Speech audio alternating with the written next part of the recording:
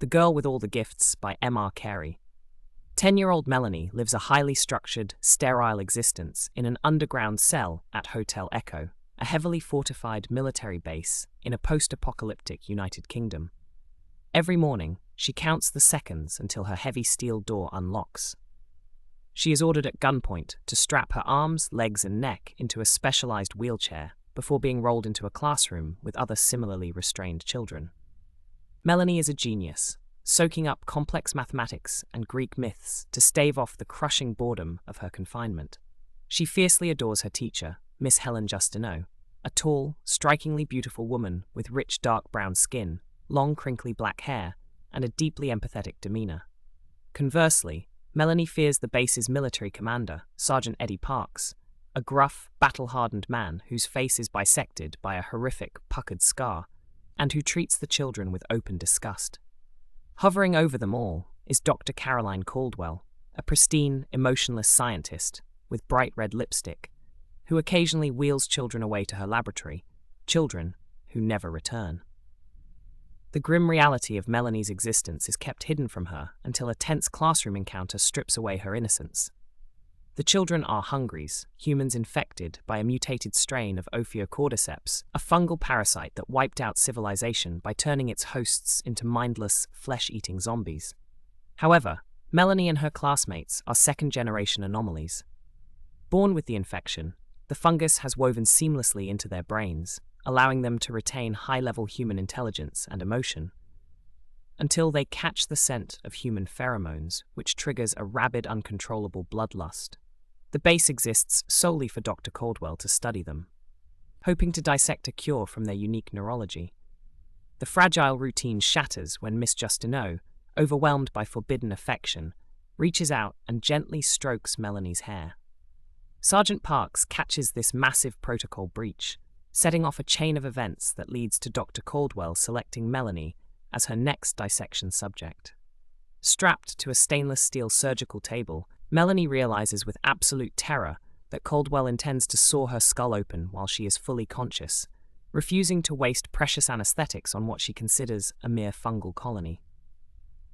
Just as the scalpel nears Melanie's throat, Miss Justineau bursts into the lab, wielding a heavy fire extinguisher. She holds the cold scientist at bay, desperate to save the child she loves, but Caldwell swiftly incapacitates the teacher with military-grade pepper spray. Before Caldwell can resume her lethal work, the base is plunged into apocalyptic chaos. Junkers, savage, uninfected human survivalists who coat their bodies in black tar to mask their scent, have driven a massive, stampeding herd of hungries directly into the base's perimeter fences. As the fencing gives way, a flood of rotting, cannibalistic monsters swarms the facility. In the blood-soaked pandemonium of the lab, Melanie breaks free of her restraints. Smelling the fresh blood of a junker who attacks Justineau, Melanie's predatory instincts violently override her humanity. She leaps onto the man, her jaws tearing out his throat in a euphoric frenzy. The horrific pleasure of the kill traumatizes her human consciousness, but she manages to suppress her driving hunger just enough to spare her beloved teacher. Sergeant Parks smashes through the overrun courtyard in a heavily armored Humvee, rescuing Justineau, Caldwell, and Melanie. Joining them is Private Kieran Gallagher, a timid, red-haired young soldier who is terrified of his own shadow. The Humvee crashes through the falling gates and speeds away from the slaughter, leaving the base and its personnel behind.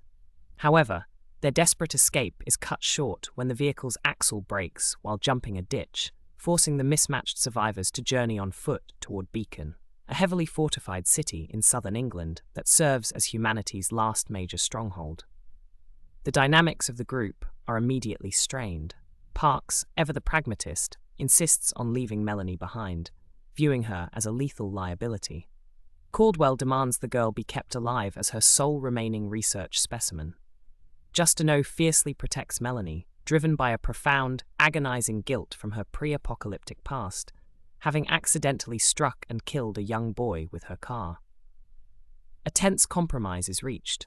Melanie is bound in handcuffs, fitted with a restrictive dog muzzle, and tethered to a leash held by Justineau. As they navigate the desolate, overgrown ruins of the English countryside, Melanie wrestles with her horrifying new self-awareness. desperately promising herself that she will never harm Miss Justineau. The trek south is fraught with silent terrors. Parks enforces strict rules of movement to avoid triggering the dormant hungries that litter the landscape like forgotten statues. In the ruined town of Stevenage, they make a terrifying ecological discovery. They find inert hungries whose bodies have split open to serve as fertilizer for towering white fungal stalks. These stalks are crowned with bulbous, pearly sporangia. Dr. Caldwell casually and chillingly reveals that these pods are the pathogen's mature fruiting bodies, packed with millions of airborne spores. Their thick shells remain sealed, waiting for an unknown environmental trigger to burst. If they open, the spores will be carried by the wind across continents, infecting any human who breathes them in, and ensuring the absolute extinction of the old human race. The group pushes onward into the dense, crumbling labyrinth of London, a city choked with millions of dormant hungries and the haunting silence of a fallen empire. The suffocating tension and the looming dread of the ruined metropolis prove too much for Private Gallagher. Overwhelmed by despair and hoping to find a boat on the River Thames to escape alone, the young soldier sneaks away from the group in the dead of night. His panicked foraging leads him into a darkened, abandoned supermarket where he stumbles upon a new and entirely different nightmare. He is surrounded by a tribe of feral, infected children. Unlike Melanie, these children have never known human civilization. Naked, painted in tribal colors, and wielding makeshift weapons, they hunt with frightening, pack-like coordination. They bait the naive Gallagher with a dead rat, then launch a coordinated ambush, slicing his hamstrings to bring him down. Screaming in agony, Gallagher attempts to threaten them with a stolen hand grenade, but the feral children do not comprehend the weapon. They swarm the paralyzed soldier, tearing him apart and feasting on him in the dark. Meanwhile, the remaining group tracks Gallagher, only to find his stripped bones and blood-soaked dog tags. Parks solemnly honors his fallen comrade with a makeshift cremation using lighter fluid.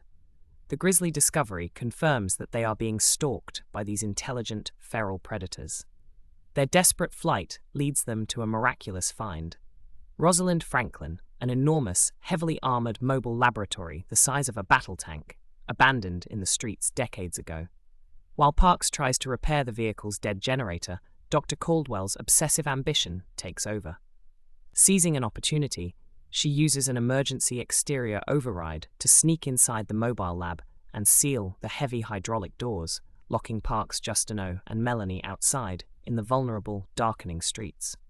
Caldwell's body is failing her. The wounds she sustained during the base attack have developed into severe, terminal sepsis.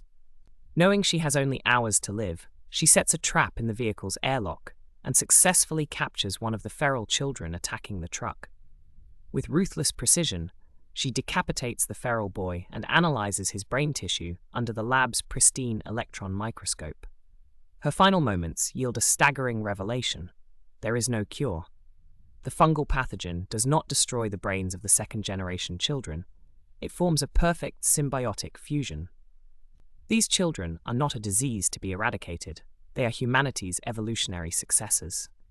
Outside the impenetrable mobile lab, night falls, and the feral children close in on Parks, Justineau, and Melanie.